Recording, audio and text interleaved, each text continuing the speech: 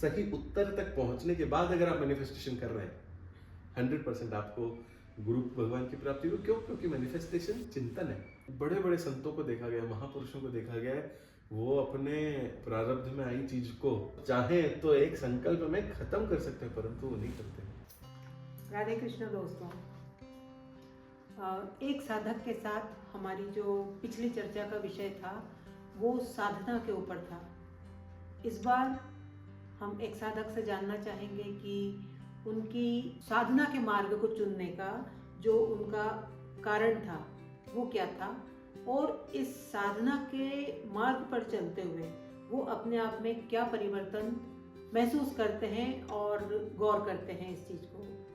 साथ में ही मैं क्वेश्चन करना चाहूँगी साधक जी से कि क्या वो अभी अपनी हम उम्र को या यूथ को इस तरीके की राय देंगे कि उनको भी ये साधना के पथ पे अग्रसर होना चाहिए, और क्या कोई कर्म होते हैं जिनके कारण हम साधना से जुड़ जाते हैं? कर्म क्या है, कर्म कितने तरीके के होते हैं, और उन कर्मों के फल को हम किस तरीके से कुछ कम या ज़्यादा कर सकते हैं?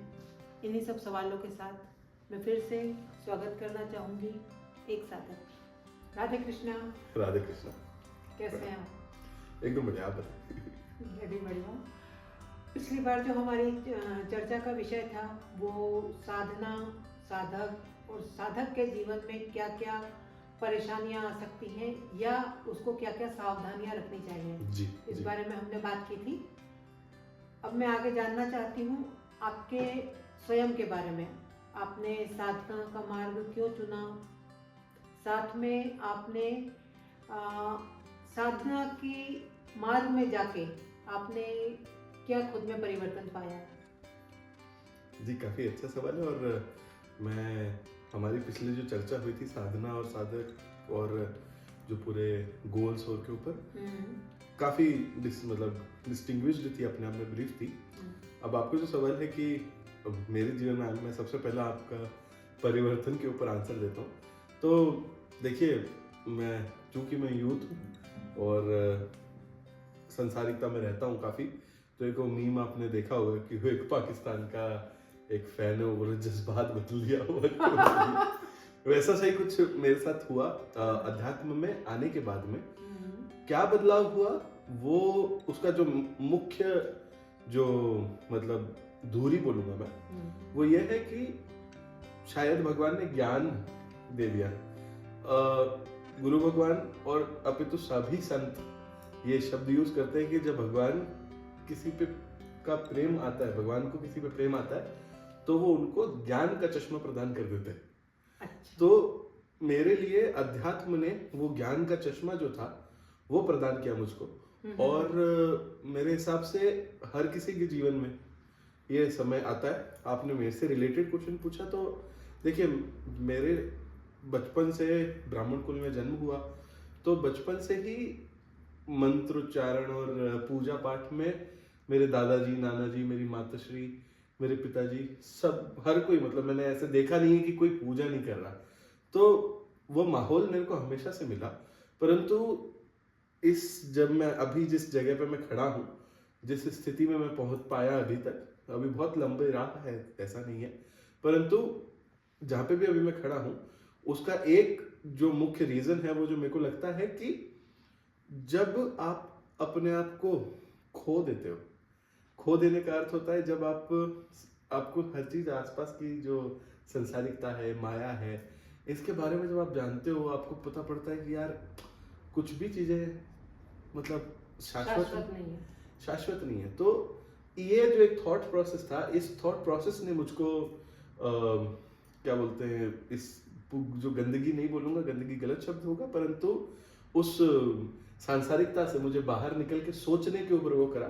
दूसरी चीज ये हुई कि ये थोड़ी सी निजी चीज है, परंतु दूसरी चीज जो हुई वो ये हुआ कि शायद मेरा स्पिरिचुअल अवेकनिंग का समय आ रहा था, और इस दौरान मेरी लोगों से मित्रता हुई, ऑफिस में ही मित्रता हुई, और उनके थ्रू मुझे पता पड़ा वो तंत्र साधक थे। तो मुझको न मैं मालूम नहीं था सच्ची बताऊं तो। और तंत्र साधना से जो मेरे को समझ आया सबसे पहला, तो मुझे ये समझ आया कि गलत मतलब गलत साइड ही होती होगी तंत्र मंत्र, तो हम बचपन से ऐसे ही सुनते थे। परंतु उनसे जब बात हुई तब पता पड़ा, उसके उसी दौरान मुझको एक अनुभूति हुई। और सो हमारे कुल देवता जो है वो भगवान काल भैरव बाबा है, तो उनसे रिलेटेड कुछ अनुभूति हुई, वो मैं शेयर नहीं करूंगा। परंतु वो अनुभूति ने मुझको, जो अभी रिसेंटली मैं राजर्षि नंदी सर को सुन रहा था, तो राजर्षि नंदी सर ने काल भैरव बाबा के रिगार्डिंग एक बात बोली कि काल भैरव ऐसे इष्ट देवता हैं जो कि क्लब में या पब में डांस करते हुए दारू पीते हुए लड़के को उधर से निकाल करके और मेडिटेशन रूम में बिठा सकते हैं। शायद यही मेरे साथ हुआ। और और उस अनुभूति के बाद में उस जो मित्र थे जिसके थ्रू मेरे को तंत्र के बारे में पता पड़ा, साधना के बारे में पता पड़ा, तो फिर मैंने सोचा कि कुछ ट्राई करते हैं। और फिर संकल्प लिए थोड़े बहुत। सही बताऊं तो कुछ नहीं मालूम था। और ये सब जो मैं बता रहा हूँ आपको, ये लास्ट के 2 सालों का ही वो है। ऐसा कुछ मैं कोई बहुत उन्नत हो गया हूँ साधना में, ऐसा नहीं है। परंतु इन सब चीज़ों के जो मिली जो चीज़ें हुई, कहते हैं शास्त्रों में भी है कि अगर आपके द्वारा खुद के द्वारा की गई साधना से आपको भगवत प्राप्ति तो होगी क्या, परंतु गुरु की प्राप्ति हो जाती है। तो गुरु की प्राप्ति के लिए जो मैंने तरीका अपनाया था, मंत्र था, हालांकि वो गलत था। अब मैं जब जानता हूँ कि ऐसे मैंने तो खुद से मंत्र ले लिया था और मंत्र करने भी लगा, संकल्प ले लिए, हवन ववन कर दिए। अब मैं जानता हूँ वो गलत था तरीका और नहीं करना चाहिए। परंतु शायद भगवान काल भैरव बाबा की वो कुछ असीम अनुकंपा रही होगी मुझ पे कि उसी के थ्रू मुझे मार्ग दिखना था। फिर गुरु भगवान की प्राप्ति हुई, उससे मार्ग भी मिल गया, इष्ट भी मिल गए, तो सब तो फिर मतलब कोई क्वेश्चन रह नहीं गया सच। आप में खुद में क्या परिवर्तन महसूस करते हैं? खुद में परिवर्तन लाइक जैसे नजरिया जिंदगी को लेकर, आध्यात्म को लेकर या सांसारिकता को लेकर, समाज को लेकर। देखिए, एक चीज जो मैं सबसे बड़ा परिवर्तन अपने आप में देखता हूँ, मैं थॉटफुल हो गया हूँ चीजों को लेकर के। थॉटफुल इसलिए नहीं कि मैं किसी के बारे में गलत सोच रहा हूँ या नहीं। मेरा मुख्य धरा जो है, जिस धुरी के ऊपर मेरा पूरा जीवन घूमता है, वो अध्यात्म है। और अध्यात्म का सबसे जो सटीक तरीका है वो है कि तस्मात् शास्त्रम प्रमाणन्ते कार्य व्यवस्थितो। तो शास्त्र के अनुरूप कार्य करने की मैं कोशिश करता हूँ। उससे मुझे पता पड़ा, जो कि मतलब अभी 2-2.5 साल हुए जो मैं चलते हुए समझते हुए, तो मुझे पता पड़ा कि जो शांति, जो खुशी की जिसकी हम बात करते हैं, जो विकारों की हम बात करते हैं, जैसे जो पिछली हम चर्चा में हम डिस्कशन कर रहे थे कि जैसे समुद्र की लहरें आत्मस्वरूप है, वो वायु विकार के कारण हुआ। तो उन विकारों को समझ आया, इंद्रियां समझ आई और इनका परम्यूटेशन कॉम्बिनेशन समझ आया। मैं अपने मन को, अपनी बुद्धि को और जैसे अपने सारे शरीरों को, हो सकता है अभी तक मैं जान नहीं पाया कि कैसे अलग, मैं देख नहीं पाया अपनी आत्मा को, और वो बहुत उन्नत साधना है। परंतु मेरे को एक चीज तो पता पड़ गई कि अलग है, और ये सोच ने ही मुझको ये जो दृढ़ता प्रदान करी कि मैं अपने अंदर जो खुशी जिसको बोलते हैं, जो कि शांति का जो वो है, वो उसी के थ्रू मिलता है। और मेरे हिसाब से जब आप शास्त्रों के अनुरूप चलते हैं तो आपके अंदर एक कुछ भी मतलब विकार जो होते हैं, आसक्तियां से दूर होने की आप चेष्टा करते हो। आपको शरीरों से राग नहीं होने की वो रहती है। मैं करता हूं तो अभिमान खत्म हो गया। तो ये सारी जो चीजें हैं, इन सब के अनुरूप जो परिवर्तन की आप बात करें तो थॉटफुल हो गया। तो thoughtful will be the right word, कि मेरे को चीजों को देखने का तरीका, समझने का तरीका और शास्त्रों से उसको मिलाने का तरीका, वो मुझको अध्यात्म में आने के बाद ही मिला। और मैं उसके लिए मतलब बात सत्य। तो आप मतलब सजेस्ट करेंगे यूथ को कि उन्हें भी इस लाइन में आना चाहिए? देखिए, लाइन में आना और ना आना ये हर किसी के उसका वो नहीं है। मतलब देखिए क्या होता है ना, जब द्रवहि दीन दयालु राघव तब साधु संगति पाइए। तो जो अध्यात्म है, यह अध्यात्म आपको ऐसे एकदम से नहीं मिलेगा।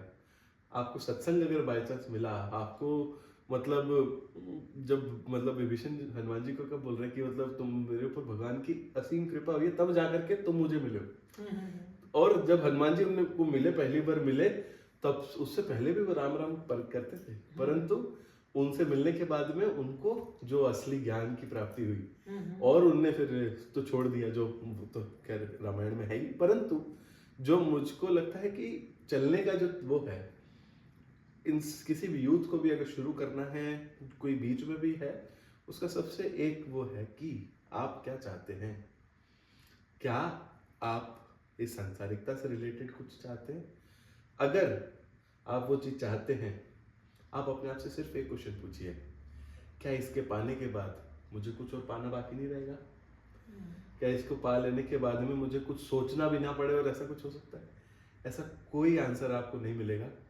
मैं आपको बोलूं कि मतलब मेरे यूथ मित्र काफ़ी सारे जो दोस्त हैं, उनसे अगर पूछो कि तुमको क्या चाहिए, तो कोई पैसा इधर उधर करता है, कोई मतलब जो सांसारिकताओं के रिलेटेड चीजें ही बोलते हैं, परंतु उसका जो एक सबसे आंसर आता है कि मृत्यु के अंदर, मृत्यु के बाद ये कुछ नहीं साथ जाना। और अगर आपको मैं करोड़ों अरबों रुपए दे भी दूं, तो भी आपकी जो भूख है, जो है हमारी, शांत नहीं होगी। ये मन ये नवम नवम चाहता है, तो नवम नवम प्राप्त करने के लिए जो ये आपको एक क्वेश्चन अपने आप से कंप्लीट करना पड़ेगा, और उसकी तह तक अगर आप पहुंच गए और अगर आप पहुंच पा रहे हैं, तो आपको अवश्य ही आना चाहिए अध्यात्म में। क्यों? क्योंकि ये सही तरीका है।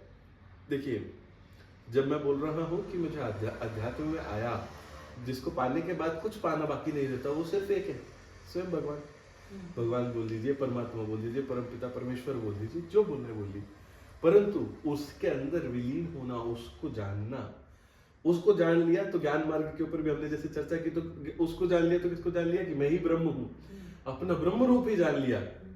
तो ये जो जानने वाली जो बात है, अगर अगर किसी के अंदर ये क्यूरियोसिटी है, जानने की चेष्टा है, तो उसको अवश्य ही आना चाहिए अध्यात्म में।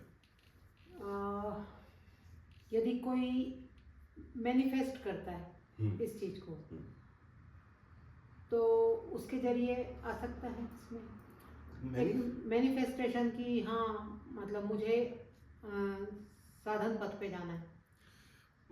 देखिए, मैनिफेस्टेशन आजकल का काफी ट्रेंडिंग वर्ड है, परंतु जो मैनिफेस्टेशन लाइक विश, जो हम अपनी लाइफ में चाह रहे हैं, तो उसको हम कॉल कर रहे हैं, तो कुल मिलाकर के वो एनर्जी का ही गेम है। मतलब इस संसार की जो पूरी एनर्जी है, अगर थर्मोडायनेमिक्स के लॉ के हिसाब से बात करें, तो थर्मोडायनेमिक्स की जो एनर्जी है, ये कांस्टेंट है। इस कांस्टेंट एनर्जी के अंदर अगर मैं कुछ भी विश कर रहा हूँ, तो वो छोटे छोटे एनर्जी के फॉर्म्स में वो जा करके संसार से वो मांग रही है, एनर्जी का वो एक चैनल बन रहा है। मैनिफेस्टेशन, अगेन मैं फिर से बोलूंगा, एक काफी ट्रेंडिंग टर्म है। अध्यात्म आपको मैनिफेस्टेशन से नहीं मिलेगा। क्यों? क्योंकि आप मैनिफेस्ट उसी को कर सकते हैं जिसको आप जानते हैं। जैसे आपने कभी भी सपने में ऐसा कुछ भी नहीं देखा होगा जो आपने आज तक नहीं देखा है असलियत में। जैसे मैं कभी जगन्नाथपुरी दर्शन नहीं, मौका नहीं मिला अभी तक जाने का, मेरे सपने में भी कभी जगन्नाथ भगवान नहीं आए, मैं उनको सपने में भी नहीं देख सकता जिसको मैंने प्रत्यक्ष रूप से मेरी इन सांसारिक आंखों से नहीं देखा। तो जिसको मैं जानता नहीं हूं, उसका मैनिफेस्टेशन करना सही तरीका नहीं होगा। क्यों? क्योंकि मैनिफेस्टेशन आप किस चीज का करेंगे? सही उत्तर तक पहुंचने के बाद अगर आप मैनिफेस्टेशन कर रहे हैं, 100% आपको गुरु भगवान की प्राप्ति हो। क्यों? क्योंकि मैनिफेस्टेशन चिंतन है, यथा यही चिंतन मैनिफेस्ट करके, हाँ, उस मार्ग को, जैसे आज का यूथ, मतलब मैं सोचती हूँ कि बहुत बिखराव वाली जिंदगी जी रहा है, फ्रस्ट्रेशन और ये सब उसी कारण आ रही है जी। तो यदि उसने, यूथ ने मैनिफेस्ट किया कि मुझे एक प्रॉपर मार्ग मिल जाए जिस पे चल के मुझे एक सुकून, शांति, इससे डिप्रेशन, एंजाइटी, ये बहुत कॉमन वर्ड्स हो गए सबके लिए, डिप्रेशन, और इन सब से मुक्ति मिले जी। तो उसके लिए वो यदि मैनिफेस्ट करता है, तो ऑब्वियसली इसी टाइप के उसको रास्ते मिलेंगे जहाँ पे उसको सुकून मिल सकता है जी। और सुकून मिल सकता है। दूसरी चीज, मैनिफेस्टेशन का जो मुख्य धरा है वो चिंतन ही है। हमारी चेतना में अगर जैसे भगवान कृष्ण अर्जुन को क्या बोल रहे हैं, मां मनुस्मर युद्ध च, युद्ध करना अर्जुन का उस वक्त का कर्तव्य है, परंतु चिंतन किसका करे, मेरा चिंतन करे। इसी तरीके से अगर आप चिंतन कर रहे हैं, अवश्य भगवान मतलब आपका पथ मिल जाए, भगवान मिल जाएंगे। अगर आपका चिंतन सही है, अगर आपके चिंतन में भगवान आ रहे हैं तो आप सही रास्ते में हैं, मान के चलिए। और अगर भगवान ने आपको वो है, मतलब अगर आपको भगवान का प्रेम है आपके ऊपर, तो अवश्य ही आपको 110% आपको कोई ना कोई संत मिलेंगे, ऐसे रास्ता अपने आप मिल जाएगा। कहीं न कहीं ऐसी ऐसी जगहों से रास्ता निकल के आ जाएगा जो आप कभी सोच भी नहीं सकते कि यहाँ से मुझको कुछ ऐसे प्राप्त हो सकता है जो मैं कभी, मतलब मैं बताऊं आपको ना, साधना से रिलेटेड आप कभी एक्सपेक्ट कर सकते हैं कि ऑफिस में आप किसी के साथ, आपके कलीग से तंत्र साधना के रिगार्डिंग बात करके आप साधना करने बैठ जाएंगे? क्या विश्वास, किस पे विश्वास कर सकते हैं आप? आज की संसारिकता में नहीं कर सकते। परंतु जब आपके स्पिरिचुअल अवेकनिंग का समय आ गया, आपका चिंतन सही है, या फिर भगवान की, जब भगवान की शरणागति अगर पूर्ण है कि ठीक है यार जैसे है, तो फिर तो कर तू, मैं कर तू, मान्यता कर तू। कर्म क्या है, कर्म के बारे में बताइए। कर्म, देखिए कर्म ही मेरे हिसाब से, जो आपने डिप्रेशन, एंजाइटी, ये सारे शब्द बोले, ये कहीं ना कहीं जा करके कर्म पे ही रुकते हैं। कैसे? मैं आपसे अगर पूछूं, हमने एनर्जी की बात करी थी, आत्मा एक एनर्जी रूप है, आत्मा एनर्जी रूप है, तो क्या कर रहा है? It's a source of energy, correct. हमारे संसार में एनर्जी के अलावा अगर हम ऐसी कोई चीज बोले जो कि बहुत मतलब सटीक है, तो वो क्या होगी? समय। तो समय और एनर्जी का जो मेल है उसको हम कर्म कहते हैं। कैसे? जैसे मान लीजिए समय क्या है, पहली बात तो समय, अभी हम जैसे देखते हैं कि 11:15 बज रहा है, 11:15 बज रहा है अभी हमारे लिए, ये सारे इंडियंस के लिए सेम टाइम हो रहा होगा।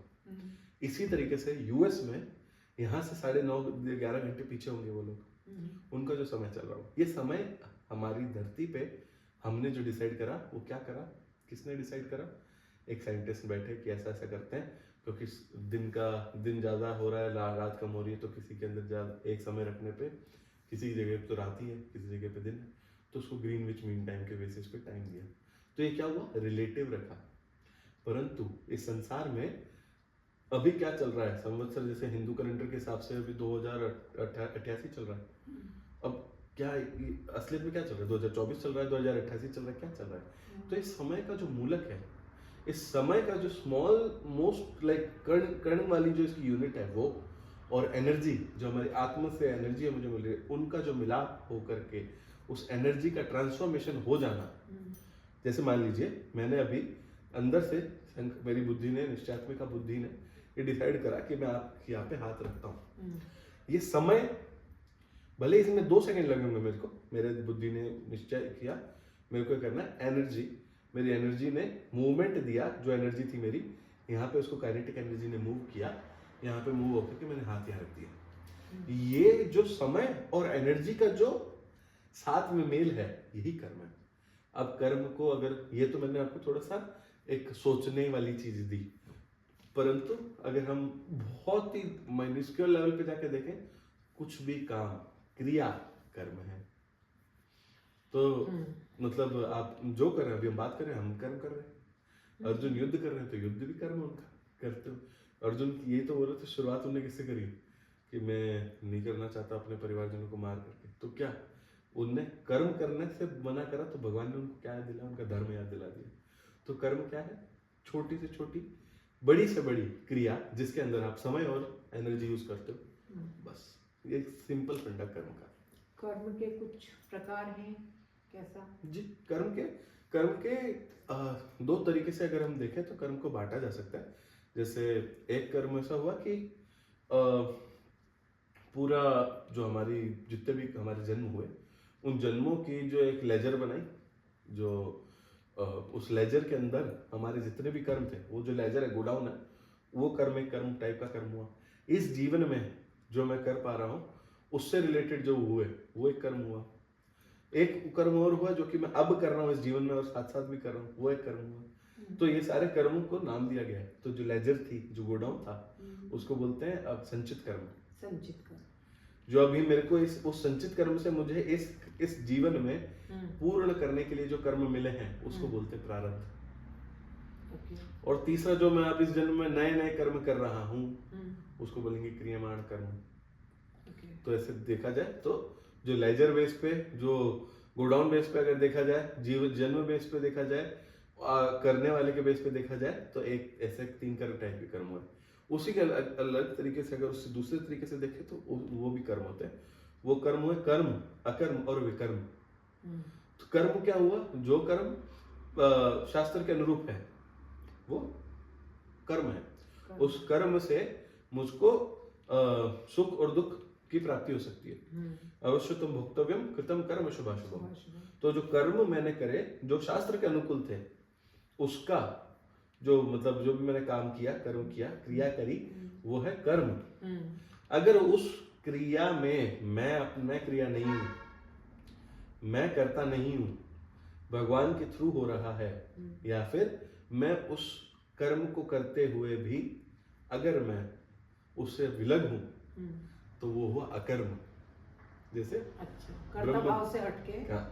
सो जैसे अकर्म काफी अच्छा टॉपिक है, इसके ऊपर हम पूरा डिस्कशन कर सकते हैं, आप चाहें तो, आप उसमें जानना चाहें तो अकर्म हुआ कि उस कर्म से आसक्ति ना होना, अकर्म। इसी तरीके से तीसरा हुआ विकर्म। तो चश्मा शास्त्रम प्रमाणित है, और जो शास्त्र नहीं प्रमाणित करते वो कर्म क्या हुआ? विकर्म। तो इस तरीके से अगर देखा जाए तो 2 तरीके से कर्म को डिवाइड करते हैं। ऐसे कर्म जो कि कर्म हम कर रहे हैं, उन कर्मों को अगर हम बाइफरकेट करना तो कर्म, अकर्म और विकर्म। जब हम पूरे लेवल पे देखें, गोडाउन लेवल पे देखें, पूरे पिछले जब से आ रहे तब से अगर देखें, तो वो सारा हुआ संचित कर्म, प्रारब्ध और क्रियमाण कर्म। ऐसा प्रारब्ध कर्म कौन से हुए? प्रारब्ध कर्म जो कि जैसे आपने मेरे हिसाब से मतलब साउथ इंडिया में ही है, हमें भी तो आपने सुना होगा, देखा होगा पक्का ही 100% कि कोई किसी के साथ कुछ बुरा होता है तो यहाँ पे सबसे पहले लोग एकदम होते हैं, हाय प्रारब्ध। ये प्रारब्ध जो शब्द यूज करते हैं, वो प्रारब्ध है कि जो हमारे संचित कर्म थे। संचित कर्म मतलब जो लेजर, जो हमारे चित्रगुप्त के पास जो लेजर थी, उस चित्रगुप्त की लेजर के अंदर इस जन्म में मिले हुए हमें कर्म, जो कि इस हमें इस ढांचे में करने हैं, इन 3 शरीरों के उसमें करने हैं आत्मा को, वो सारे कर्म प्रारब्ध हुए। तो प्रारब्ध में क्या क्या डिसाइडेड हो गया? इस उम्र में ये होगा, जो आपके अच्छे कर्म थे तो अच्छा फल देगी, इस कर्म इस एज में आपका बच्चा टॉपर करेगा, इस एज में आकर के उसका एक्सीडेंट हो सकता है, होगा, इस उसमें आकर के उसका दिया होगा, फलाना ढिमका। तो ये सारी चीजें जो चीजें लिखी जा चुकी हैं, जो होनी है, वो प्रारब्ध। जो चीज लिखी जा चुकी है वो आपने बोला, तो मुझे ये बताइए, क्या कोई ऐसा तरीका है कि जो चीज लिखी जा चुकी है, अब हो सकता है कि वो अच्छी नहीं भी हो, जो हमको इस जन्म में हमारे लिए हमें अच्छी नहीं लग रही हो, या कोई चीज बहुत अच्छी हो, तो उस तरीके से क्या हम उस कर्मों के फल को कुछ कम कर सकते हैं? किसी तरीके से कर सकते हैं। जैसे अभी रिसेंटली मेरा एक्सीडेंट हुआ, तो गुरु भगवान के सानिध्य में आने के बाद में नाम जप की आदत है वैसा, तो जब नाम जप कर रहा था, उस टाइम एक्सीडेंट हुआ, तब भी नाम जप चल रहा था, तो मेरी माता श्री मुझे बोली कि कुछ बड़ा आ रहा था और भगवान ने काट दिया। आपने भी कभी ना कभी पक्का ही सुना होगा। तो ये होता है, नहीं होता है, ये तो मैं इसके ऊपर उसकी डीप डेप्थ में नहीं जाना चाहूंगा, क्योंकि ये मान्यता अनुभव की बात है। परंतु भगवान श्री कृष्ण स्वयं ये कह रहे हैं, तुम मेरे शरण में आ जाओ, मैं तुम्हारे सभी कर्मों का वो खत्म कर दूंगा। अच्छा। तो उसका रिजल्ट खत्म कर दूंगा। पर इसका अर्थ क्या है? भगवान श्री कृष्ण खत्म कर देने की बात तो बोल रहे हैं, परंतु क्या कर रहे हैं? वो संचित कर्म, वो सिर्फ तुम्हारे प्रारब्ध नहीं देख रहे, वो तुम्हारे पूर्ण संचित कर्म जो देख रहे हैं, उनको देख करके कोई बहुत बड़ा सारा जो कार्यक्रम होना था, उसको छोटे से में निकाल के खत्म करवा दिया। मतलब तो जहाँ पे हमको बड़ा कुछ होने सकता था, हाँ, उसको कम उसमें, उनको कम उसमें कर दिए। परंतु ऐसा हर बार नहीं होगा, ना ही जैसे अगर हमारी शरणागति पुष्ट है तभी ये सब होगा। अगर हम ऐसे ही चाहें कि ऐसा हो जाए ना हो, हमारे जीवन अच्छा नहीं चल रहा, प्रारब्ध खराब है, तो करना सहना ही पड़ेगा। क्योंकि मतलब भगवान श्री कृष्ण ये भी तो कह रहे हैं कि अवश्य तुम भोगते हो, तो तुम्हें भोगना तो है ही। तो बजाय उसको भोगने के, उसमें आसक्त होकर के भोगने के, उससे थोड़ा सा दूर होकर के जो इसको शरीर को भोगने दो। आप दूर होकर के भोगो, मतलब उसमें आसक्त ना हो, अकर्म स्थिति में रहो। तब आपको जो प्रारब्ध से होने वाली जो चीजें हैं, मात्र स्पर्शास्तु कौन्तेय शीतोष्ण सुख दुखदा, तो ये जो सुख और दुख जो आपके प्रारब्ध के अंदर जो मिले हैं, आपके संचित कर्मों में जो है, क्रियमाण में जो है, इस सारे कर्मों का जो आपको आने हैं, ऋतुओं समाने आने ही आने हैं। और इसको क्या बोल रहे हैं? तू सह। भगवान श्री कृष्ण अर्जुन को क्या बोल रहे हैं कि ये ऋतुओं के समान आते जाते रहेंगे, फिर भी तू इनको सह। क्योंकि अगर तू सहेगा, क्योंकि तेरे को अपने सारे कर्म सहन वो करने हैं, अवश्य को भोगने ही हैं, सारे कर्म भोगने तेरे को, तो तू इससे आसक्त ना हो, तो तेरे क्रियमाण खत्म हो गए, बनने से कम हो गए, तो कर्म हो गया। पुराने वालों के अंदर मैं आग लगाने की गारंटी देता हूँ, भगवान श्री कृष्ण स्वयं बोल रहे हैं। तो उस सेंस में किसी के साथ जो बुरा हो रहा है ऐसा कुछ, तो शरणागति उसकी पुष्ट है तो अवश्य है। और मतलब बड़े बड़े संतों को देखा गया, महापुरुषों को देखा गया है, वो अपने प्रारब्ध में आई चीज को मतलब चाहे तो एक संकल्प में खत्म कर सकते हैं, एक संकल्प में खत्म कर सकते हैं, परंतु वो नहीं करते।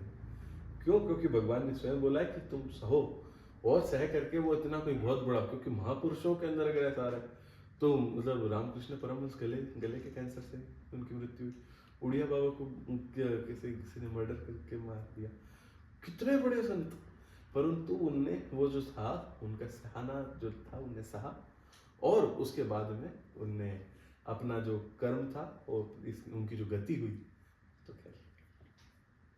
शरणागति कितनी आसान है या मुश्किल है? शरणागत होना आसान है। आज के टाइम में जो हम ह्यूमन बीइंग का जो एक स्वभाव है, उसके मद्देनजर शरणागति आसान है। आज का समय का इस पे कुछ लेना देना नहीं है, क्योंकि पहले भी 3 शरीर ही होते थे, उन शरीरों में अभिमान, मन, बुद्धि, चित्त और अहंकार तब भी होते थे, आज भी होते हैं। शरणागति इतनी आसान है कि जैसे मैं अभी पानी पी लूं, और शरणागति उतनी ही मुश्किल है कि मैं कैलाश पर्वत चढ़ लूं। कैसे? देखिए, शरणागति क्या है पहले हमें जानना सा कंपलसरी। शरण, किसी की शरण आ जाना, शरणागति किन के लिए हुई? पहली बात तो मार्ग के हिसाब से देखें तो ज्ञान मार्गी शरणागति पे नहीं विश्वास करेगा, अपने ब्रह्म रूप के ऊपर ही ज्यादा विश्वास करेगा। तो शरणागति अगर पुष्टि की बात आई, तो अगर आपके दर्शकों से भी मैं पूछूं कि उनकी शरणागति किस लेवल की है, जब कुछ भीषण प्रॉब्लम आती है, भीषण इशू आ रहा है, उस टाइम में आपके सबसे पहले दिमाग में कौन आता है? अगर आपके इसमें भगवान आते हैं तो आपकी शरणागति पुष्ट नहीं भी है तो भी भगवान मेक श्योर करेंगे कि आपकी शरणागति पुष्ट हो जाए, तुम मेरे उसमें आ जाओ, शरण में आ जाओ। पर शरणागति पुष्ट हो सकती है, नहीं हो सकती, इसका एक आंसर ये है, कितना चिंतन। जैसे अगर मान लीजिए कोई अभी मोदी जी आकर के हमारे साथ बैठे हैं और बोल रहे हैं अपने को कि आप कुछ दिक्कत हो तो बता देना, तो हम फूले फूले घूमेंगे। आप, मैं, तो जितने भी हम सब लोग हैं, सब फूले फूले घूमेंगे एकदम। वो जो क्या है, वो हम क्यों फूलेंगे? क्योंकि हम जानते हैं कि मोदी हायर अथॉरिटी, एक चीज। दूसरी चीज, उसने मुझको बोल दिया ये बात, तो मतलब कभी भी जरूरत है भले मोदी जी फोन ना उठाए आपका अगली बार, परंतु उन्होंने जो बात बोली आपके चिंतन में, आप कभी फंसोगे तो भी आपके दिमाग में मोदी जी ने बोला था, कॉल कर देना, सेट हो जाएगी चीजें, ये आएगी दिमाग में। इसी तरीके से अगर आपके दिमाग में भगवान आ रहे हैं, इसी तरीके से आपके चिंतन में भगवान है, तो भीषण से भीषण इशू में भी, भीषण से भीषण प्रॉब्लम में भी आपको वो अपनी वो दे देंगे, चिंतन प्रदान कर देंगे। क्योंकि भीषण जब प्रॉब्लम्स आती हैं, तब चिंतन आना और चिंतन लाना, इसमें बहुत डिफरेंस है। परंतु भगवान खुद कहते हैं कि अगर तुम मेरे पहले चिंतन करते आए हो, तो तुम्हारे परेशानियों में मैं तुम्हारा चिंतन खुद बन के आ जाऊंगा, अच्छा। तो इसीलिए मैंने बोला कि पानी पीने जितने आसान है शरणागति और कैलाश पर्वत चढ़ने जितनी हार्ड है शरणागति। तो क्योंकि देखिए डिपेंड हम पे है। डिपेंडेंट आप पे और मेरे पे हुआ, आप पे हुआ, जितने भी सब लोग अगर हम देखें उसके ऊपर डिपेंडेंट है। पर इसकी जो सीढ़ियाँ है ना, जैसे मान लीजिए मैं चिंतन करता रहता हूँ कंटिन्यूसली। जैसे आपने एक नोट करा होगा, ये छोटे बच्चों के खिलौनों के अंदर एक गाना बजता है बेबी शार्क करके। तो आप नोट करेंगे कि लोग वो सुनना पसंद नहीं करते, जो मैच्योर लोग एडल्ट हो गए, बड़े हो गए। क्यों? क्योंकि उनके दिमाग में वो चढ़ जाता है टक टक टक टक। इस तरीके से वो क्या है, वो चिंतन जो उसने म्यूजिक से जो दिया, उस म्यूजिक ने इस तरीके का आपको स्टिमुलाई दिया, आपके दिमाग में स्टिमुलाई दिया कि आप वो कंटिन्यूसली बोलते रहे, कंटिन्यूसली वो गाते रहे। उसी हाँ, तरीके से ऐसा भी होता है जैसे सुबह उठते ही यदि कोई सॉन्ग हमारे कान में पड़ गया या किसी पास में बैठे मैंने गुनगुना भी लिया तो वो सारे दिन हमारे सारे दिमाग में चलता रहेगा। सॉन्ग चलता रहता है। इसी तरीके से अगर हमारा चिंतन भगवान में रहेगा तो हमारी शरणागति इतनी ही आसान है जितनी हम ये गाना जो सुबह एक बार सुना तो और हम पूरे दिन गाते रहे, इतनी आसान ही शरणागति है। परंतु वैसा ही है कि अगर वो गाना आपने सुबह नहीं सुना होगा तो आपके दिमाग में वो गाना तो कभी नहीं आएगा पूरे दिन में, अनटिल अनलेस कोई सुना दे आपको। तो वो जो सुना दिया गाना, वो गाना सुनाना क्या है? चिंतन। वो चिंतन का ही पूरा खेल है। लय चलने लग जाती है। हाँ, करेक्ट। ठीक है, मैं फिर से आपको बुलाना चाहूँगी नेक्स्ट वीडियो के लिए जी। उसमें हम माया पे बात करना चाहेंगे। जी बिल्कुल। और दर्शकों से भी मैं चाहूँगी कि बने रहें। राधे। राधे।